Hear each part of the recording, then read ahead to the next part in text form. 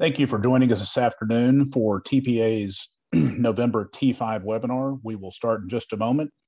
Folks are gathering now, I can see, so we will get started in just a moment. Thank you.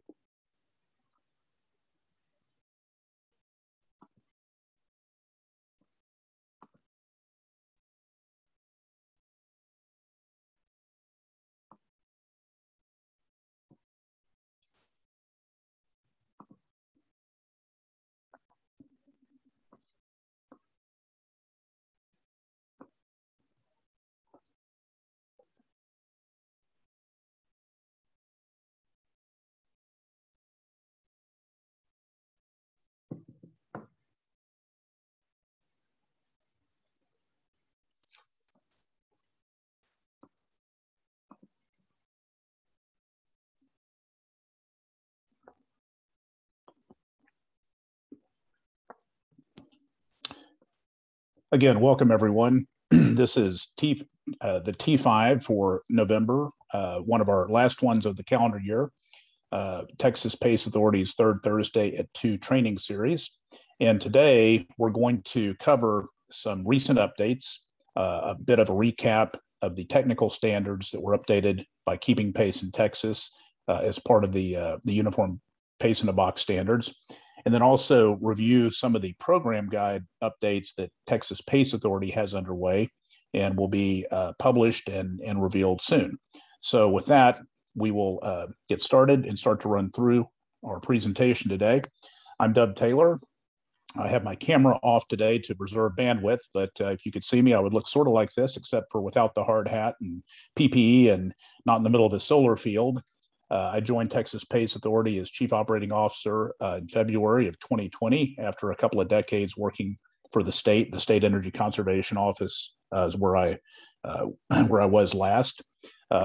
Prior to my public service, I worked in the commercial real estate and property appraisal and property tax consulting business. So as I've told people, PACE really kind of ties together that private and public sector background, and it's been exciting, certainly in the last year and a half, and even in spite of COVID, some great progress has been made. So today's webinar, a little housekeeping. Everyone is muted and your video is disabled. So if you have questions, and I encourage those, please use the Q&A box, not the chat. I will keep an eye on both, but I prefer the Q&A. So if you have questions, you can enter them there. I'll try to get to those before we conclude today. And if not, I will follow up with you later, and I'll provide my direct email later where you can send follow-up if we don't get to the answers you're looking for.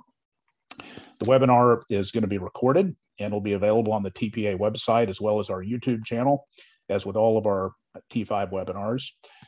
And if you would like to get a PDH certificate for an hour of credit, we can send that to you. Just email us or me, and we will send you that certificate. And a lot of people like that, and others don't really need it, so we don't automatically send those, but we're happy to do that if you'd like that. And then again, the final T5 series training for 2021 will be in December the 16th, where we will hear from folks from the U.S. Green Building Council Texas chapter that have developed a best practices app that should help building owners identify kind of how to move through and develop green buildings, more sustainable facilities and buildings going forward. So please join us for that. And then we'll have a full series again in 2022, topics to be determined, sort of based on need and input we have from the PACE community here in Texas more broadly. As I said, our T5 webinars are all recorded. They're all available. We've done 12 so far, and they're all here. You can view them at your leisure. If you go to our website and move to the drop-down for resources and education, you can click on links there. You can also go directly to YouTube, type in Texas PACE Authority.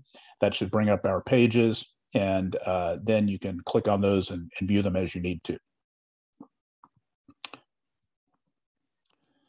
So the agenda for today, a couple of things, just kind of level setting. I know looking at the registration list, there are quite a few folks who are on the call today, the webinar today, who are very familiar with PACE and the Texas PACE market, but I also noticed some new names and new faces. So we're going to level set there, go a little bit into how laws are implemented in Texas and how the PACE Act is a little different, required some additional support after that law passed. Then look at the PACE in a Box toolkit updates that have occurred in 2020. Then program guide updates for Texas PACE Authority specifically. Some next steps and kind of the calendar over the next several months, cover a couple of resources, and then we'll have an opportunity for Q&A toward the end. I do see some questions coming in, and I will get to those at the end. So if you'll just bear with us, we will certainly get to the questions. I think we should have adequate time. So Texas PACE market update. We'll get to that first. And again, kind of a recap. The Texas PACE market continues to grow at a very rapid rate. We now have 69 local PACE programs that the Texas PACE Authority serves. Most recently, this past Tuesday, not even on the map yet, not on the list, the city of Maybank, Texas, went through its final action to adopt PACE. So we see as there's more understanding of PACE as an economic development opportunity, that cities and counties around the state are enabling PACE programs. About 60% of the population is now covered. We actually did a census review recently based on new census numbers and confirmed that. So very broad coverage, and we continue to have interest from new cities and counties. Our organization, as a reminder, the Texas PACE Authority, we are a nonprofit. Our business is only to administer PACE programs on behalf of cities and counties.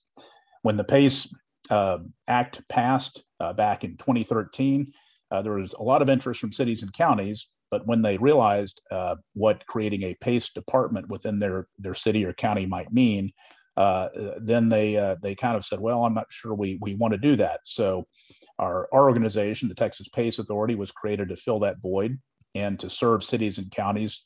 This is, again, all we do. We don't provide financing. We don't do project development. We're not bond counsel or anything like that. All we do is operate programs PACE programs for cities and counties around the state. We do work with property owners, of course, to help them understand how PACE may be applicable to their property. We work with capital providers on eligibility for projects, and then service providers on the technical details. And we continue to see this really kind of hockey stick growth in terms of PACE closings, 174 million to date, with quite a bit in the pipeline that we know of right now, and there's probably a lot in that secondary pipeline we don't yet know about. But as you can see, we kind of bumped up quite a bit in 2019, 2020, in spite of COVID. More individual transactions closed that year than in any prior year. They tended to be smaller dollar amounts. And then this year, it's kind of a mix again, and we continue this growth curve. About half of the PACE projects are energy efficiency related, a third water conservation, and 12% distributed generation, things like solar. And as far as the market segments, about a third in commercial and retail, and then lodging, hospitality, commercial and office, and then a variety of the others. So kind of a good mix there, but certainly more in commercial retail, at least initially. And what these owners are trying to address is this problem. And if you're familiar with PACE, you know this well, that business owners can save money over the long haul if they make these investments in energy and water savings upgrades, but they're expensive, they're costly, they have a high front end cost, and it's hard to allocate capital to these improvements given all the other competing expense resources that they have and needs they have. And so what this does, it results in failing equipment that's operating beyond its useful life, that gets replaced on an emergency basis. A chiller, typically does not fail in November or December. It fails in July. So that means that you may be challenged on what's available, what can be installed quickly. It may not be optimized, and you may be paying a premium emergency replacement cost. PACE allows you to step back, do this in a thoughtful, planned way, and really optimize one system with the other. By not doing this, buildings have higher operating costs than are necessary. The performance and indoor comfort are less than they should be, and overall lower productivity, both for the building occupants and in the case of manufacturing systems that are used in these buildings. So PACE, a solution to this, of course, innovative financing, 100%. Energy efficiency, water conservation, and distributed generation projects are eligible. This is private financing secured by a special property assessment. That's the role of the local governments. This was state authorized back in 2013 for commercial under Local Government Code Chapter 399. Then local governments enable it county by county, city by city. As you saw the map before, 69 currently that we serve. It's voluntary and open market, meaning that any property owner can access it that has an eligible property. Any capital provider can provide the financing. Any contractor can do the work. So not a top-down government program, mandated program. It's a government-enabled conduit for what otherwise would really be a private transaction. And then the types of eligible properties, as a reminder, in Texas, any commercial property, including nonprofits. So we've seen houses of worship, other nonprofit facilities utilize PACE. Multifamily units, 5 units or more on the residential side. So no single family residential and no residential property, multifamily 4 units or smaller. And then industrial, manufacturing, and agricultural are available as well.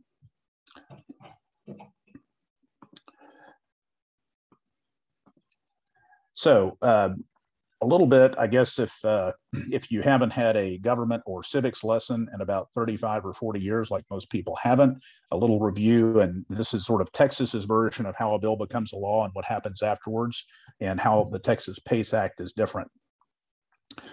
So in implementing new laws, this is the general process that you see play out over and over again. The legislature in Texas that meets every 2 years for just a few months considers new bills, new legislation. Just a small fraction of the thousands, literally thousands that are introduced, make it into law. And some of these are signed by the governor, some are vetoed by the governor, and some go into effect into law without the governor's signature. But there is a very known legislative process for creating authority in new laws. Because this is done at the legislative level, and again, the legislature meets infrequently, and it's a pretty arduous process for a bill to go from introduction to actually enablement and into law. You don't want to be too specific in law, because if you have words that are maybe misconstrued, or you miss things that you think should be in there, you've got to wait another 2 years to fix them. And sometimes it's tough even to open up a law that is not controversial to make technical changes. So generally, the laws are they remain pretty general, pretty high level, and they provide authorization. Oftentimes, they will grant specific authority to make rules, to make that to sort of put some more definition around some of the authority. And those rules are then done through the Administrative Practices Act. And if you've never really delved into state lawmaking and rulemaking, if you need to go to sleep at night and you can't, this is a good place to spend some time. It is very dry intentionally, and it's very process driven. So all of these rules, these titles in the middle, are adopted through a very deliberate process. There is a posting requirement in the Texas Register. There's a comment period. It takes time, but it's deliberately a very open process. So that means that any interested party, anyone that would like to provide comment, those all have to be considered by the agency that's administering the rules or proposing the rules. So a very open, deliberate process. So that gets more specific. And then again, the rulemaking process, even though it's a little more flexible and it can be initiated really at any time, it is fairly arduous on its own. So you don't want to do that more often than you have to. So a lot of the actual operational details of laws are then left up to the agencies that administer them or oversee them. This building on the right, that's the comptroller's office. That's where I worked for over 20 years. We did a lot of rules. A lot of these were tax related because the comptroller is the state's chief tax officer. So these are more guidance documents on how to administer or how to operationalize the rules and the law. So this is an internal process. It is deliberately adaptable and responsive to changes in the market and changes in the need. And again, this is kind of the way that things flow and the way that laws are implemented. So the Texas PACE Act was a little different. As you can see, these graphics don't match the page that I just showed you. It did start the same way, and Keeping Pace in Texas, which is the group at the bottom, they are an advocacy organization that helped frame up the legislation that enabled the Texas PACE Act for commercial PACE. They worked with the legislature to get that passed. It passed in really kind of spectacular fashion, sailed through the House, sailed through the Senate. The governor signed it at the time, Governor Perry. And when a piece of legislation, a bill, has that much support from the legislature and the governor signs it, it can go into effect immediately upon the governor's signature. And that's what happened. So then this goes back to Keeping Pace in Texas. Folks that were interested in this bill said, we're excited, great. What do we do next? And the question was, well, gosh, there's a lot of details that have to be worked out. Normally that's done through this rulemaking process, but there was no agency identified in the Texas PACE Act to do the rules and sort of ferret out that next level of details. So what happened is Keeping Pace in Texas pulled together a group of interested parties, hundreds literally, to look at, okay, how do we operationalize this law? And that became kind of a proxy for this rulemaking process that normally happens. The result of that is a toolkit that we've come to know as PACE in a Box. The idea here is that, left up to interpretation, you could have different PACE programs in each of the 254 counties set up slightly differently, which would just be chaotic. And then the 11 or 1,200 cities that are in the state could have yet a different take if they were going to try to interpret this law in each individually. So PACE in a Box with uniform standards that simply could be adopted, meet all the requirements under state law under the Texas PACE Act. And this provided uniformity across the state. So as cities and counties decided, yes, we want to stand up a PACE program, okay, great. We're not starting from scratch. We can take what's been done and pull that into our jurisdictions. So that's really how that process worked. So all of this was done by Keeping Pace in Texas and available, again, to any city and county and available to any administrator of PACE programs. So then on the other side of the line here, our organization, the Texas PACE Authority, took that information and pulled it into our program guidelines. This information that Keeping Pace in Texas has developed is copyrighted. It's meant for use by anyone, but it can't be modified or adapted just because that would defeat the purpose of it being uniform. So we incorporated guidance from Keeping Pace in Texas as it's written into our guidelines by reference. So that's really how that part works. So there's the end of your government lesson for the day and sort of how we got to where we are. So let's talk about some of the updates. Both we'll start with the PACE in a Box toolkit and some of the actions recently done by Keeping Pace in Texas. So again, the toolkit here, a proxy really for these administrative rules. When this originally was designed, there were 5 different working groups that looked at different issues. Everything, because again, there was no PACE platform. There was nothing that existed at the time. So some of these areas, how the program should be designed, the funding platform, education and marketing were sort of foundational elements of getting things off the ground. The second and the fifth that are highlighted here, the program underwriting standards and the technical standards were designed at the time to meet all the requirements under state law, but everyone involved knew that as things evolved, these probably would need to be re-reviewed and updated as things changed. And so that's been done a couple of times, and then most recently this year. So the program underwriting standards, there was a very open and deliberate process again, really kind of a proxy for an administrative rulemaking for those updates that involved many stakeholders, lots of drafts back and forth, reviews, final adoption, and publication. And then the same thing with technical standards. And so we're going to look at both of those areas right now. Just briefly, back in January, the underwriting working group, this was part of the original PACE in a Box team that put these together, looked at these three elements that they felt warranted update. Loan to assessed value. The issue that came up there is in the guidance that had been published, that was capped at 20%. Things had changed in the marketplace. There was more understanding of leverage and risk to owners and to lenders. And so that was updated to 25% from 20%. The intent and refinance update, this came up because there's a number of properties that were constructed that really met PACE standards, but the owners maybe did not know PACE was available to them at the time. And they wanted to have a kind of a look back provision where they said, if our project really could have qualified for PACE, can we refinance it under PACE? And the answer is yes, in certain circumstances. And so that was spelled out and in that second piece of the guidance.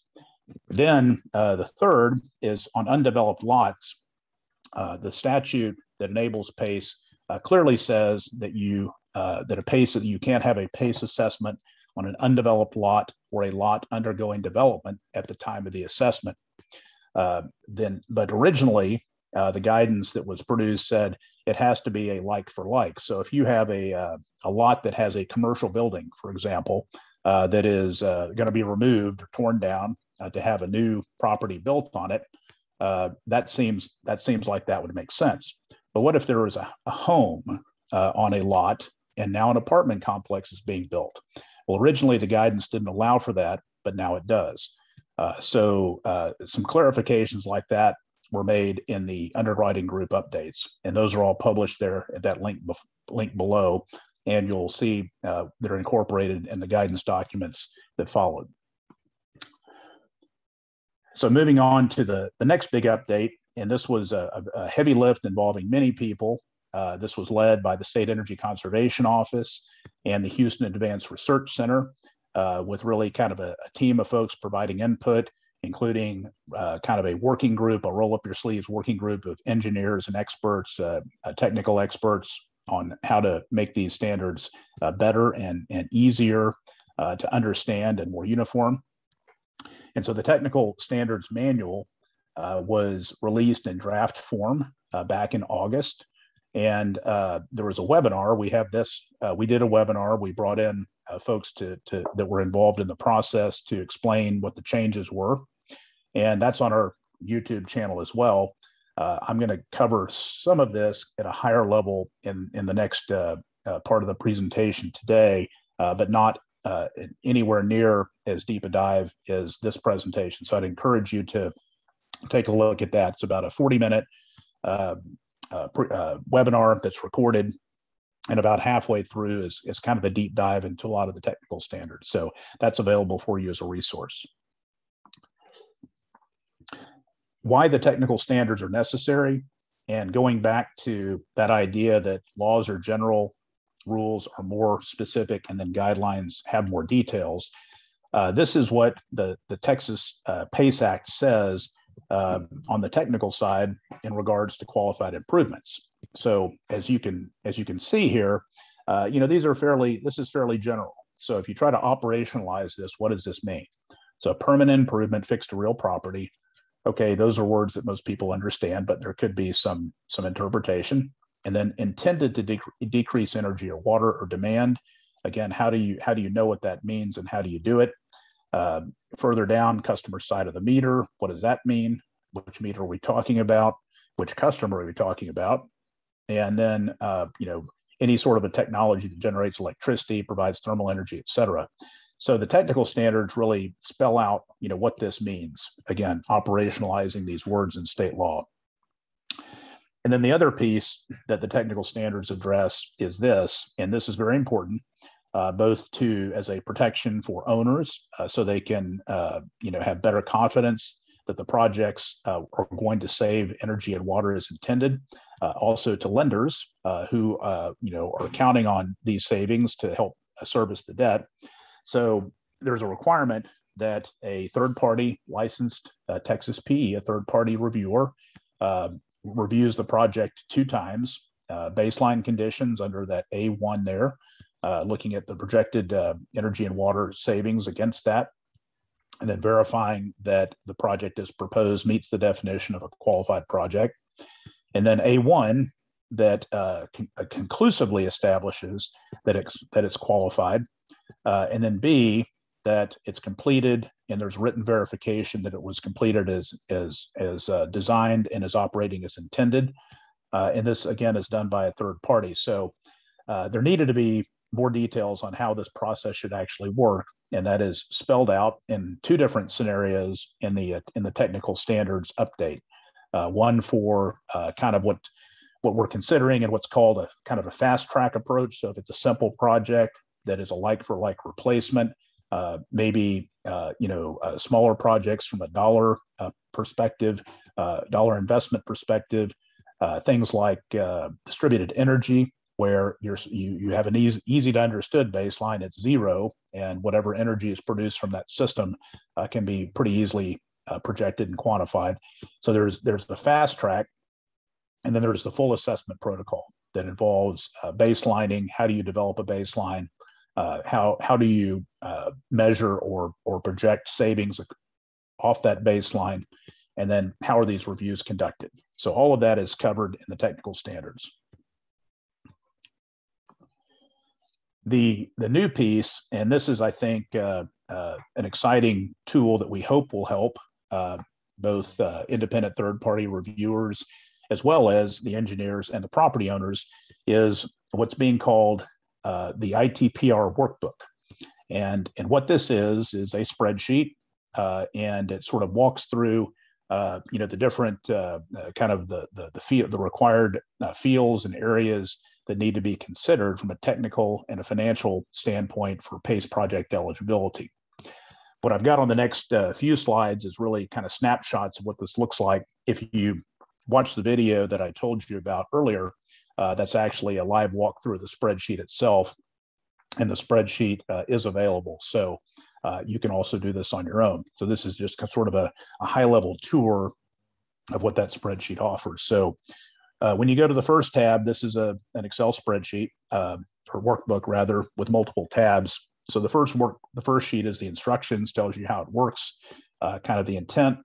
And then the key thing under the instructions is there are cells that are yellow, and those are input fields. So that's for user input for the variables that are associated with the project or owner. And then the gray cells are locked and calculated, meaning that everyone using this understands how it works. There's no sort of black box that, how do you get these numbers? You can see the formulas right there, but they're not altered. They're not alterable or changeable. So anyone using these inputs and anyone reviewing the outputs from this worksheet will know how those were derived. And that's really, I think, key for uniformity. So the instructions, the first tab, the second tab, and this is actually one long spreadsheet, the project worksheet. And so I've got a couple of screens here that break it into sections.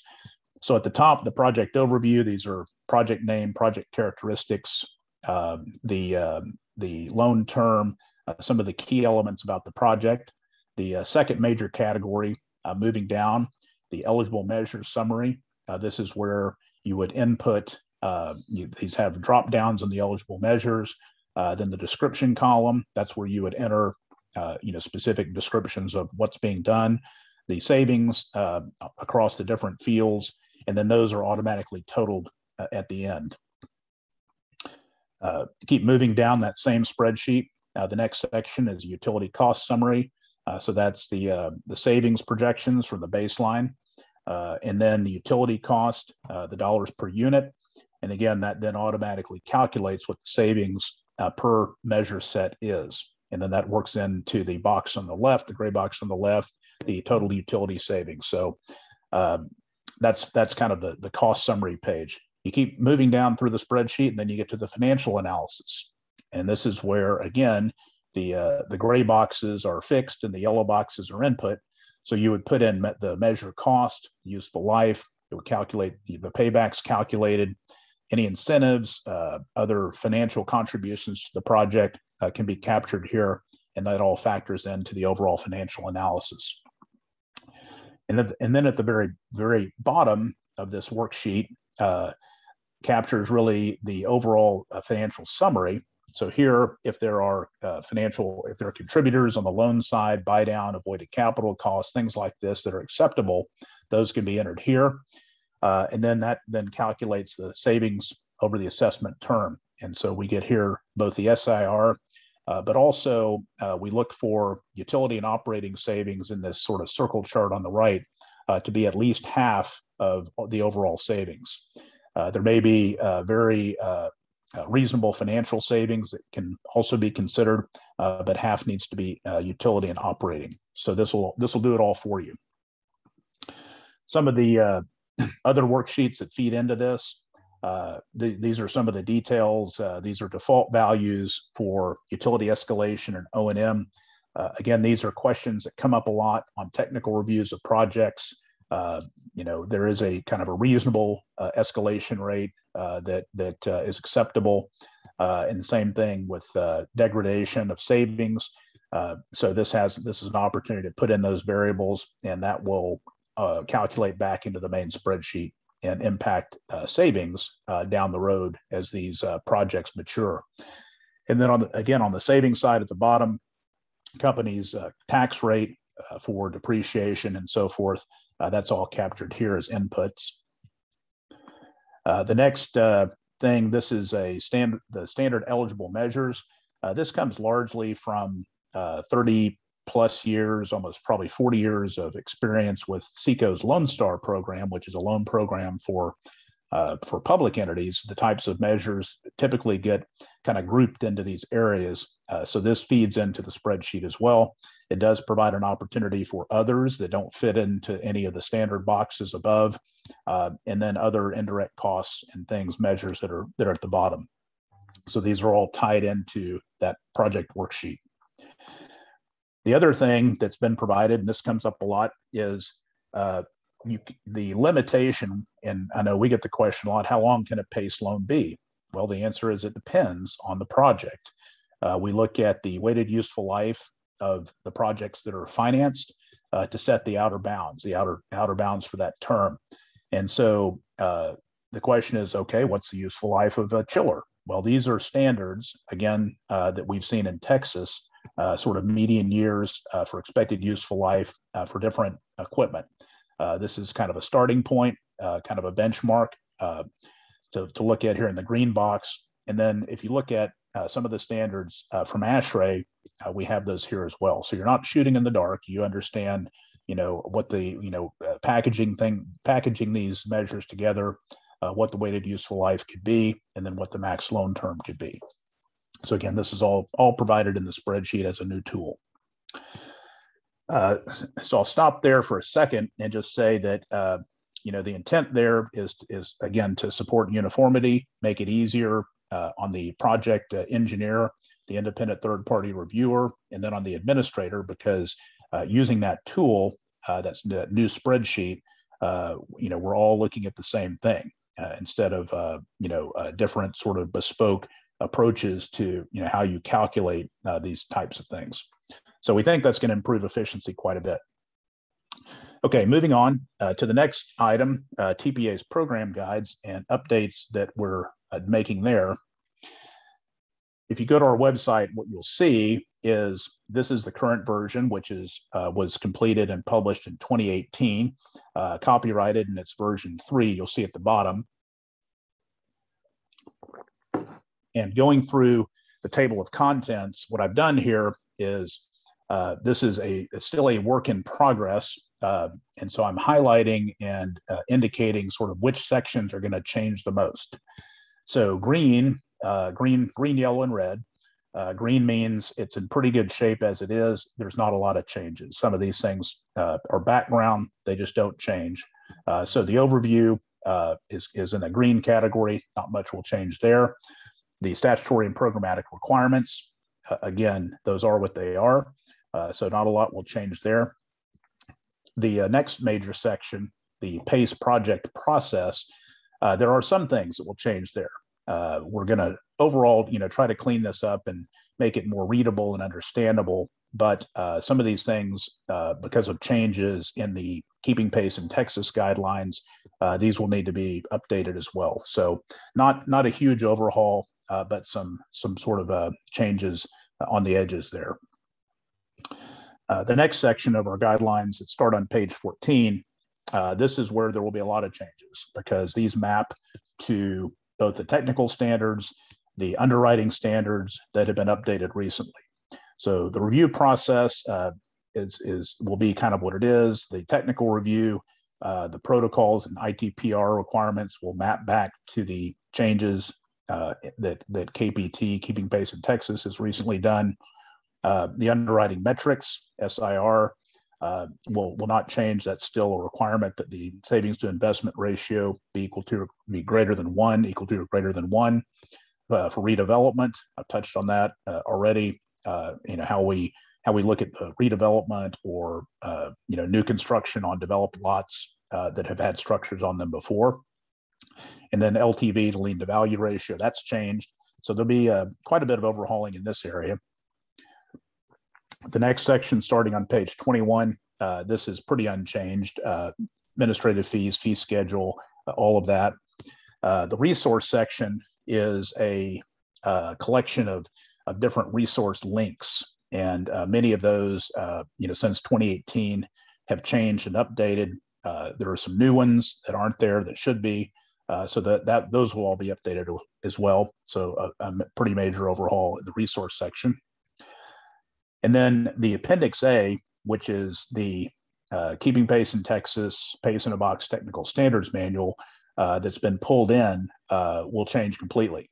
So what's there now will be replaced by the newly published or soon to be published final version of the Technical Standards Manual.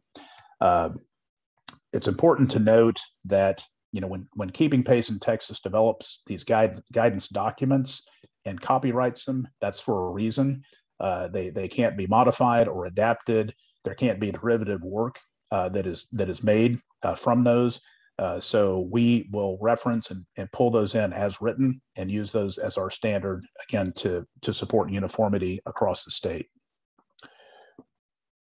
Starting on page 41, some of these exhibits on industrial and agriculture, I think were kind of an attempt to quantify using some tools that were out available in the field at the time. A good approach to do this. In the building sector, commercial building sector, there are ASHRAE processes that are pretty well understood, but for industrial and agricultural, it's a little different. These are addressed in the KPT technical standards, and so that will replace these sections as well.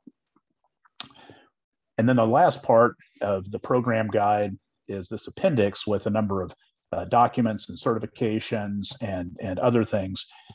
These were copied into this version at the time, and the ones that are there are out of date. So we always direct people to our website instead, where the program documents reside. That's where the most current version of these various resources and documents live. And so I think rather than trying to just republish those in a static document that will age on the shelf the day that it's completed, we will instead map to these program documents that are on our website. So quite a few changes there. So those are what we have in store for our program guide updates, again, to conform with and align with the changes that Keeping Pace in Texas has recently completed. And so Next steps. So these final versions, they're really kind of final drafts. There are not any substantive changes to what's been published on the Keeping Pace in Texas website since August, but those will soon be published like any day. We expect in the next, probably by the end of the month for sure. So that standards document, as well as the workbook I referenced, the spreadsheet, those will be published. Those then become the reference standard. We will then complete our narrative section, everything that I've just been through, kind of an update and a refresh of the book itself, the guide. And in talking with people in the field, owners, engineers, contractors, designers, you name it, over the last year and a half, what I have heard over and over again are questions that the answers reside in our program guide. And rather than telling people who ask these questions, just go look at the program guide, and many times they'll say, I have. We're going to try to make that cleaner and more, this is kind of user friendlier. So in addition to the narrative part, which is important because from a legal or from a technical side, you want to be able to say, okay, according to page 3, line 6, section 6, line 4 in your program guide, you say this. You want to be able to point to something specific, and that's great for the audiences that are looking for that sort of detail. But for a general audience, it's trying to understand, how the heck does this thing work? And that's going to be too much. Throw a book at them, they're going to say, gosh, I don't have time to read that. So this visual and sort of graphic complementary piece is going to make what we think will make this more approachable and easier to understand. We can't provide kind of detailed help desk response on the phone to every question that comes up, but we know that's needed. And I think by presenting this in a slightly different way to complement what's there in the narrative fashion will help us get there. So that's going to be a process starting as soon as the ink's dry on the narrative, and that'll probably be January, February. I have here a call for help. If you're on the call now, I've seen the registration. I know many of you are experienced. You have a lot of you've seen PACE programs in different states. You probably have seen program guides, documents that support PACE, or even unrelated to PACE, but program guides.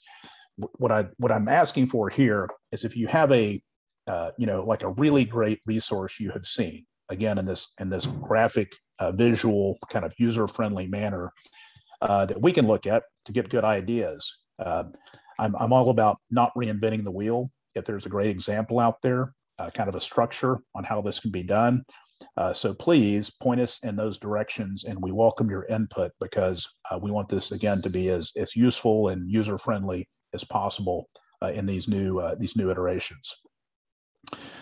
So then once we have that, the thing that is going to follow that is an online training program, 3 pieces to that, kind of an introduction to PACE, more of a deep dive on technical aspects, and then a third on putting a project together.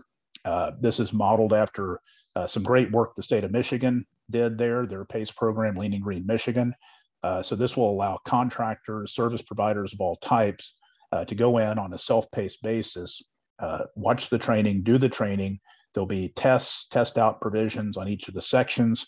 And if you achieve certain levels, then you will receive a certification as a certified PACE service provider and a designation that you can add to your website.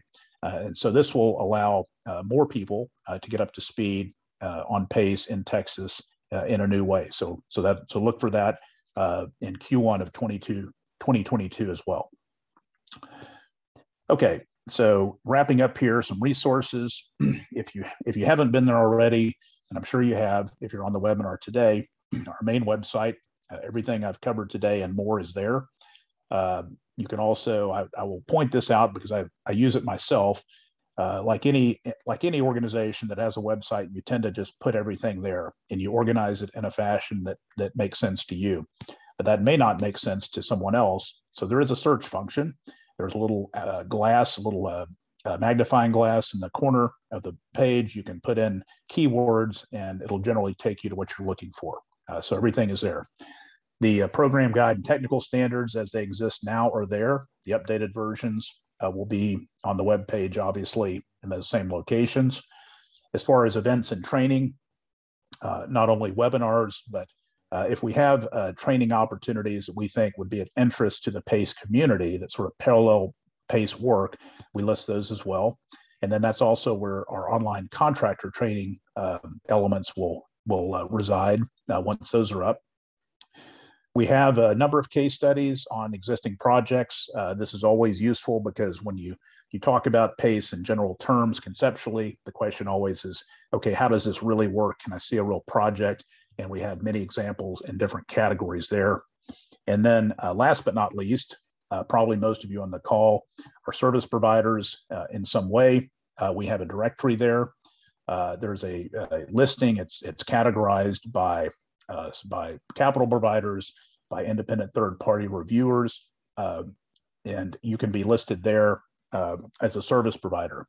This is informational only. We make clear that no one on the listing is being endorsed by Texas PACE Authority, but it's a place to start for owners in particular who are looking at PACE and what's the first step. So that's there as well. With that, we will wrap up. And I know we have some time for questions, and I see quite a few have come in, so thanks for those. And I will kind of review these and answer them as I'm going. So one question, is there a program in El Paso County? Yes, there is. You can go to our website, you can click on El Paso, and it'll pull up the details. Subpart of that question is how much is currently available to fund PACE? Not the loan size, but rather how much the state. So PACE, again, as a review, this is a conduit for private capital. So to the extent private capital is available for PACE projects, and in my view, it is virtually limitless for PACE projects, at least talking to the folks in the capital markets that fund PACE programs. So the local government and the state role is to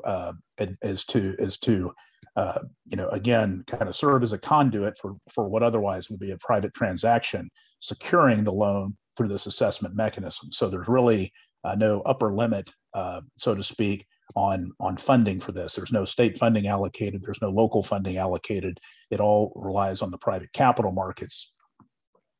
And then next question, training for industrial sites. We have done a couple of trainings. You can look on our website, some of the videos. We have done some addressing training for industrial. Industrial is different. It's not a conventional, building assessment. There are a lot of systems that are unique to different type of manufacturing industrial sites. If there are questions or if there is need for a training for an industry segment or for a specific company or industry, we're happy to try to accommodate that. But industrial, kind of like agriculture, are all very different. But huge opportunities in the industrial space, everything from steam systems to boilers. Everything in an industrial plant is like time x 100 compared to commercial in terms of energy consumption. Also large water consumption or water efficiency opportunities, industrial sites, and distributed energy on site, combined heating and power systems that could be PACE eligible. So happy to dive in more on industrial sites. You can ping me on that. Next one, let's see. Yeah, so the question is, discuss the policy on greenfield projects as the current law stands and the state possibly amending the current current PACE law. So currently, as I mentioned before, the law is very specific. It says that you can't place a PACE assessment on a lot that is undeveloped or is undergoing development at the time of assessment. And so we sort of call that, we refer to that as a greenfield project. It means that essentially nothing has been there before. And we see a lot of these. A lot of these proposals come through, and some can meet PACE requirements and others do not under current law. An example of this would be if there is, as we see, more expansion around urban areas where, once a family farm or a small commercial building, that property is developed into a larger property, multifamily, lodging, you name it.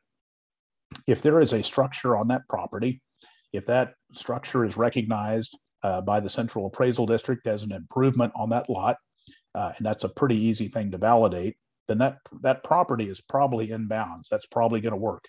Now, the new owner is probably not going to want what's there, so they're going to scrape and tear down whatever is there, and that's fine as long as it's developed before. So that's sort of the current standard.